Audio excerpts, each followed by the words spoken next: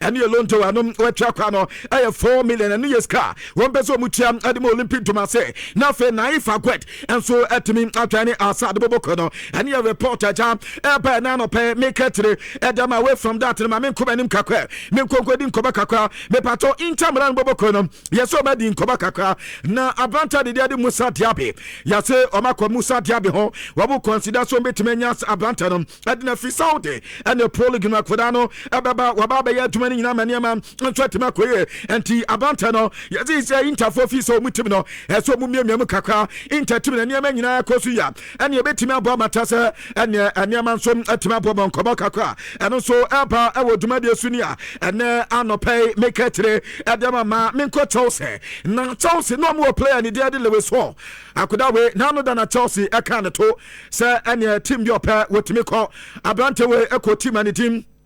adi Newcastle woko Newcastle na niam nyina fa adi amakoda na anano pa mekote ya yesi sa Chelsea for san kwa na no ya se anka Abrante ne sama na o ma mesi aka fa ma Chelsea no so he me ena de sabebo na enkofo bi ne makasa amata se nkoma na dia dum ye pa na wo filizo obedwane sa team be ya yesi Manchester United pato reporter men second Abrante de dinadi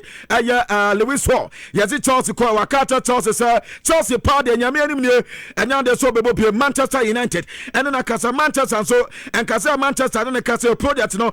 kama ye pento professor obedwane Manchester United bobo kwada ne reporter ene anopai ne etota wodumade so ene meketire adama na yase Manchester United so metwa pa sika like so metimetwa no 60 million pounds 60 million pounds no ska Manchester United metimetwa so metimetwa dia ene wo mo se wo de Abranta no ba be replace Luxor and Tania reporter eba wodumade so ena no pe no meketire kakwa adiamanta abade na ya kakwa na yankwa ni me anu so nkoba kakwa ni mame inform na fe mentwane na menkoba nim kakwa na meko Bayern Munich na makwa kwadi nkoba kakwa Bayern akate na nkoba meti from Bayern Munich ni wo mutemo mudidi nkoba enkoba be no mudia wo so manya ahusa ade no betimi akoye kwabena hwana mo munya yini ye wo homfa mame na ade no betimi akoye na ade be ne betimi akoye wo so wo mototo mo niama eniama mototo no wo se wo mo he se koba se Harry Kane kwadia na omo he se Benjamin Sesko ebetimi akoye atuma no edi amomo Benjamin Sesko ase ene no ono so hwe niama se koba se bia se Bayern fo beba dia ene atuma na niama nyina betuma enso akoye ene ye dia efi Bayern Munich kakate edi abanti wo mo taza Harry Kane I love you that Harry Kane no Benjamin Sesko ana betuma ya atuma no kama edi amoma no yankoba kakwa so a etotwa ewotuma die so ene anopa ene mekatire edi ma na ma mentwene na menkoti mani dinadi Olympic Lyon menkodi nkoba kakwa Olympic Lyon afi jamu atuma kakwa enso enfoma na uko Olympic Lyon update ebanie mato wobutasa omo 7 players likely say omumu pakwa na sa ayi try mu be miensa betumi akona Ghana ni ba ni din adi NS apia niama ni dia ba betotwa na apia niama dia mpato Asalis adahom na dia ntia Asalis adahom tasa omu odi de sa planta ne dia ebi ade so offer bi bana offer tasa ebi a wosu bi ya na omeja ma planta ne kobeta emanta kai de likely say offer bi aba obetime ja manta no amoma kwa planta ne dia de tena Tesman pato wonu so say ni dina piemo ana Oria Mangala wo so etasa bantes kabiba wo meja ne kwa Nicola Tagliafico ana fe Pavos watch we nyina players Olympic Lyon eso matoto kakra fine eso mitimija players kwanti we players o media ba betota se kwan club eso metime eto mo kwan na meko na makwa kwadi nkoba kakra awo Julian Alvarez na nkoba mensa eka awo Julian Alvarez wuni once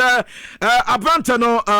afe na oba be started pre-season with Atletico Madrid bobo kono na Barcelona at the 100 million and the coin na so 100 million na Barca for the coin no besina Atletico Madrid enka bibia mfa hom wo say 100 million there wo player no gwanye 100 million player anwati Atletico Madrid afa ho yaso mo koya report sa Barcelona eno mo player ba be di nkobo wo abro mama di permission afam free o ma Atletico Madrid ho enti ene mpemfo he no mo nkasa asem ne mfa mo wo mu wie o mo si player ne kwa no mo na ho nto ne biem enti so ye team na ho pe Julian Alvarez atona to adwum ensem yesa se be mantini ekona aba na ekona aba na sisi de abanie yese basoda for akata brantani ne antora adene se nyame anim ne 100 million euros na wobede akoma Atletico Madrid Atletico so mo nche no wom so mo kata brantani nya de so metwe taku anasa sempo akwa de aka ho emu brantani dia wo mo pene pa wobe ye option A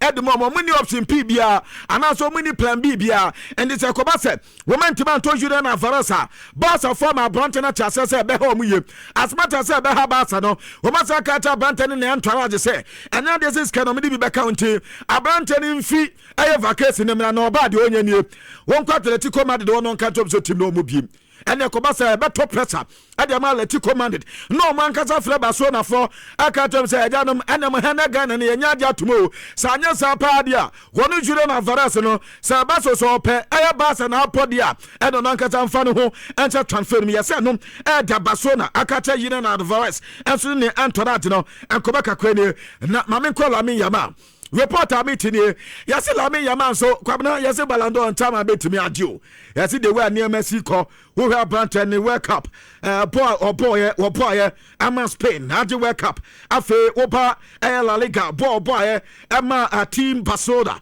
and so adi La Liga edi so amena so eni no so record kakra Brantford ya reporter men saka se ebase yanto aba ne yin Ballon d'Or winner but abusia reporter men saka se Lamine Yamal won beto aba edi ama ne ye pa ne yankoba kakra so a eba ewo dwumadi so ne na afoto na Barcelona Edi Ama Julian and Varas no Abranta ni dia de Bruno Guimaraes kwabra yese waye team and di Newcastle be na mobaka amatete sa Abranta ne na player yese o Arsenal pe no omate so ene wo ko preseason with a team and team na di aye Newcastle na ne sa Arsenal team to no kwabra sa de okoye yese yeso okoye no ko ka tempe for say abusafo sa Arsenal for sika na omade abasa ma anye dia montuma adwumo me team no anya de se mebo mudi new head coach aba ene Jesali wono na ba ya adwuma no wakata team ne se anya de so betimi any team na to so ya adwuma bi mti no adenti no momo maso ayetem sas na discover no mo na nko buja no kwa no enso kono aso mo tutu ne ma sesa and yase kwa woko aya ya prison ni nya yase wakata team and the Newcastle say nyame anim ne gomunja no e ma ne nko Arsenal eno ana ma no ada ebeto dasa na se bibia sesa abranta de Bruno Guimaraes ebe kwa ne medical say de ma Arsenal boboko no ene ya reporter men saka ne mamen ko Rafael ya wona akodawe two teams are Turkey ano mu nyina prakoda no hom na enom ayaga Tasarai ana Fenerbahce ana a big clubs are wo mo Turkey ana mo so mo pa brante we ba no aba bedi ni nkomo no ko we so ba no aba bedi ni tie na reporter men second here another mo amutie so ni bia me katam se ana Galafo no beba wo me Fenerbahce fo no beba na o ma ba bedi juma kwabna reporter men second se big clubs ni yese ba ko ba no team and team adi esma katam se nyame anim ni wo mo asusi kana o me de ba na o manye adenti dan wo mo so o munyo o me se ye loan to no me de ba wo mo player no so de enye loan asemo wo pesa akoda no be body ma wa bra be fa akoda no adan na mbaba na mo ba be lo eh fa ya se Fenerbahce for ba ya mo so wo mo pa brante no loan and ya se AS Milan fa ka to me se masa akoda no onye loan player wo pera to na no ba be 20 no wo maka ten conference wo mo nko no mo na biem wo mo nya ska so mo de beto player no ma ba na mo so mo ni ska no mo ba be loan sensem dia and ya wo mo player na nya de so mo de ni malon na ade na malon ta na ya reporter pato efi Rafael Leao na kate adi aba ewo dwumadi so ene ana pa me katre kakra adi ama wanchicha wodo nyina so na ma me ntwane na me nkomanim kakra mo ama ntwane ewo aya TikTok ne ma nyina kwa ba he TikTok fo ni nyina ya ma kwa ba yenko anim kakra na yeni nkoma na emfama mo na ma me nko Borussia Mönchengladbach dabi ma me ko FC Colorado na me nko nkoma kakra na Mickey Moore one year player at Tottenham Hotspur at the time in second year yes FC Cologne for the official bid at the Tottenham Hotspur as a woman Mikimua womupe and Tin Kabea Tottenham Hotspur woman Kodanaman and Rasania Womasa so Motuto to ane yes Roberto De Zerbi as was yes the Tibuye player now I do so more Tottenham Hotspur and you know about the so there be chama ofri me how there be where the team no Hobeko Wunko and no Uka ade na ni bete so yes so adun so obekwa one found ho and you na ba Tottenham tina and Timbato and your reporter ever and yes FC Cologne for musica no afen na Tottenham so asese so meja mikimo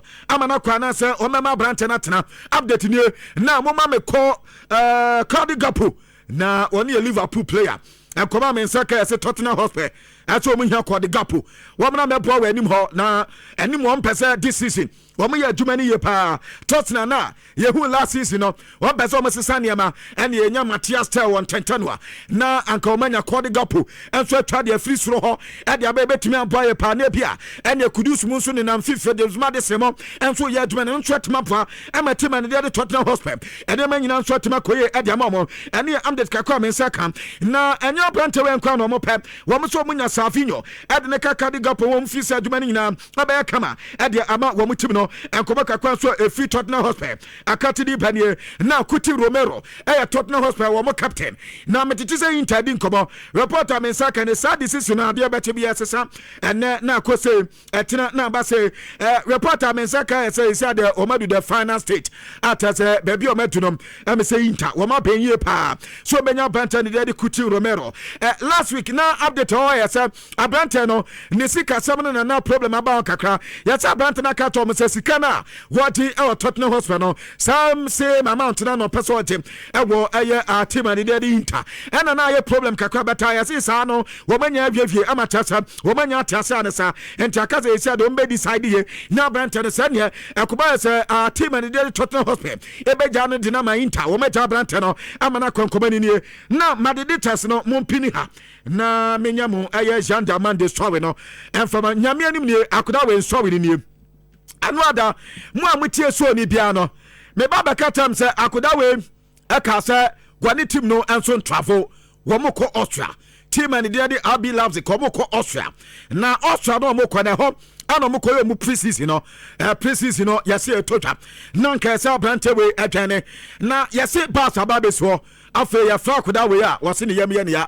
in fact ma menye so waso ayade anya de so betumi ni team nako awudi agro na akura ye beka ya Diomande anko na obukodu ye ana central for ebisa Abi loves it homo head coach Martin Demichelis said ye na si money Madrid da wienti ana koda na ntima mana no so da bi anya so ma wieto no ba dia me anim ne akoda no yade and the kwabna from Abi loves it jomama ya tia say abranta ne di Diomande mpepi a make say wayade atese waja yade he enti woni team na nko Austria kwabra nya sa asem ni nie yaso kate team ni sa so pa so onwie ni tew no wete Madrid abaya tin so abetwa ni team no ento munya gbete kakra fama no wodi kanka na nka mo nhyada nte ase na dia ama woni Madrid move ni nyina ejina sisia ya nkwada nim no aye former player de dia de Mas Gradel ana ebire bi osiakan adima Africa say sia no retirement no kwabna ya se Mas Gradel ono na ama isia ni move to Madrid no emu aba be bibia ho na yesi agent fight once sisia ni new agency no aye Jay-Z sa ne agency na wa found no aye Rock Nation for no wo no manage Diomande sisia but before say Diomande abeko RB loves it no na ye Mas Gradel ana na agent and so at the emano na Mas Gradel at the asema kwato FIFA for him say abrante na breach contract ana ene woni Rock Nation for na kwakwa sign and this abase so mo to abrante no amana commandida ayo no Mas Gradel ana so oye agent or to abrante no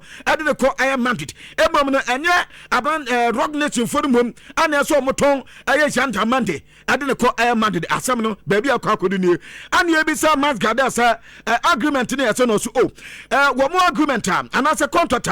woni Diomande ya sa sa wotumi ma branche no every RB Leipzig edne quoting for Fransana wo mu contract na ba na wie ekra and this anke ka say adese Diomande every RB Leipzig akwakodu Madrid dia anko no Mas Gradel no woni branche ni hwibiem na kopim sa branche be make move ede fi Germany ho RB Leipzig ede quoting for say Madrid do say Madrid do eyo no Mas Gradel ana so sanso sadio no emom enye Rock Nation for the kwabena hisia na asem ni enti ade Diomande and Mas Gradel oye the former agent ana fe Rock Nation where any new agent na tena se no mo finalize sa situation we ama obi ato ne ho ase because Rock Nation for say wo man abani abrante ye ne dia sisi enti eba ne se no obi be fie tie ba beton sa player no e de na mama de na agency fina ko ba se ma de twa hwan no de ma no kwabra se nyina ni o anka abi labs kidia anka yesi anka mo ya tema de da sa no sania ye di kanka ya no nti bebi asem na kwa gyina nyine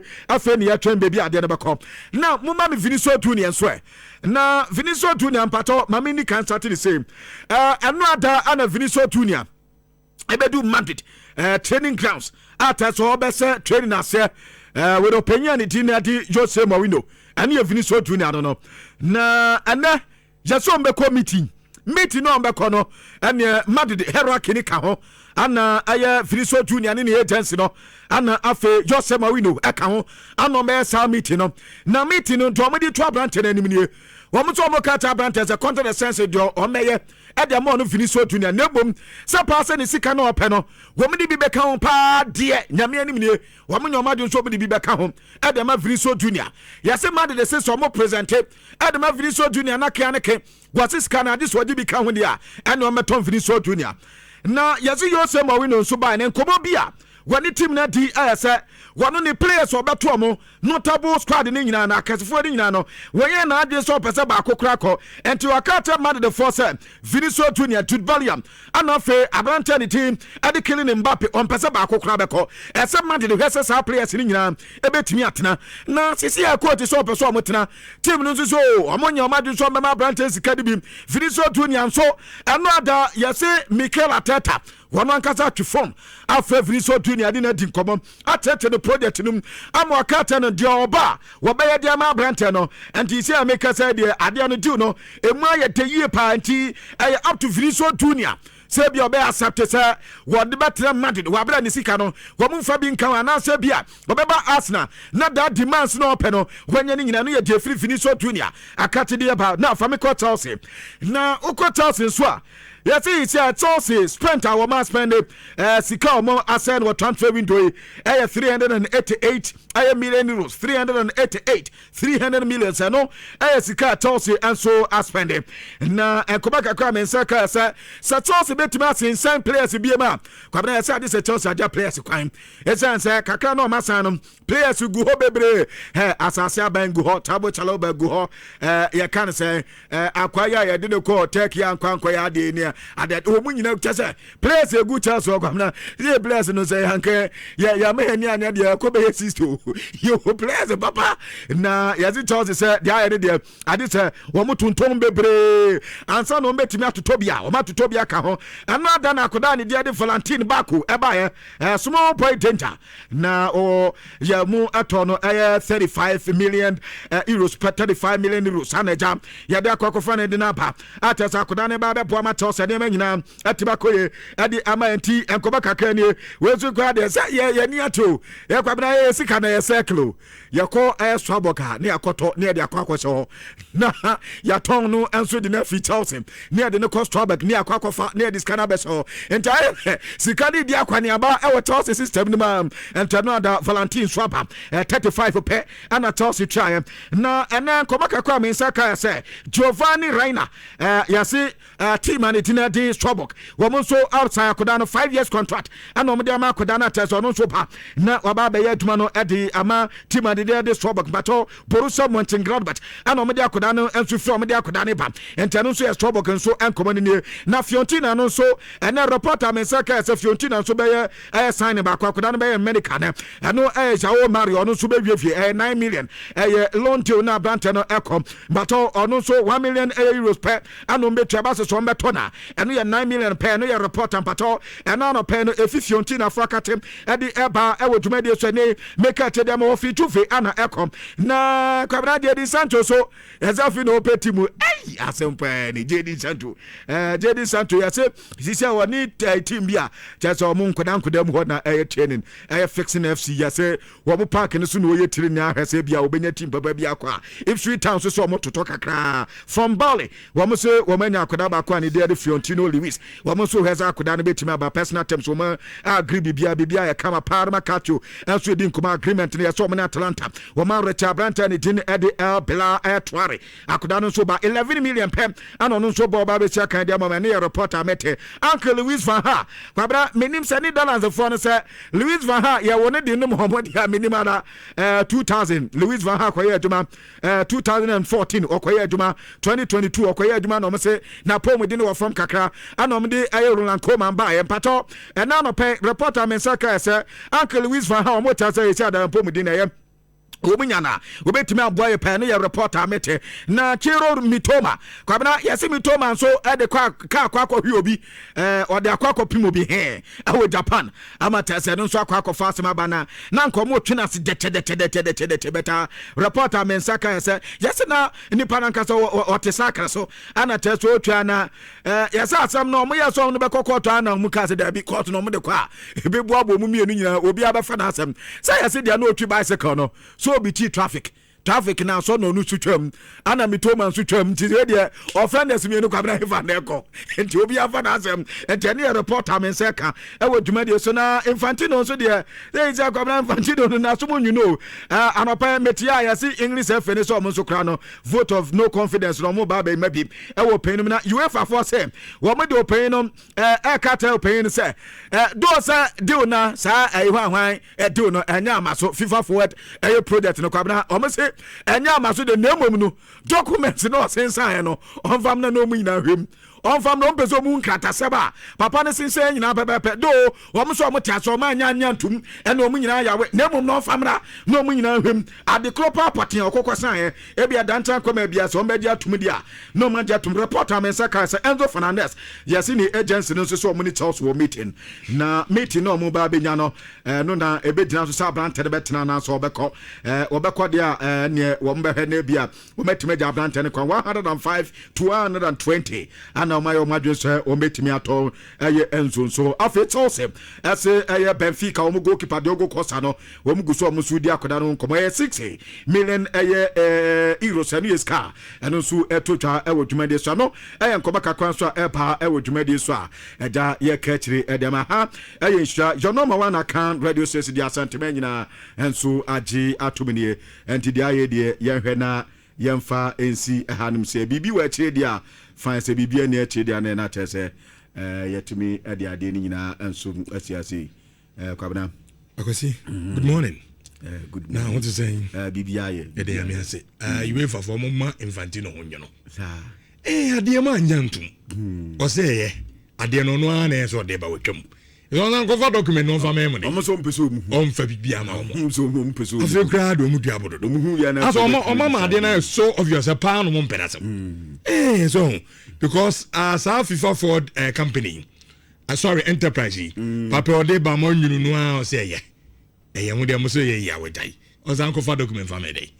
enti say UEFA for no mo ya ma ade no I too obvious Infantino na omo nche da em feeling no all right.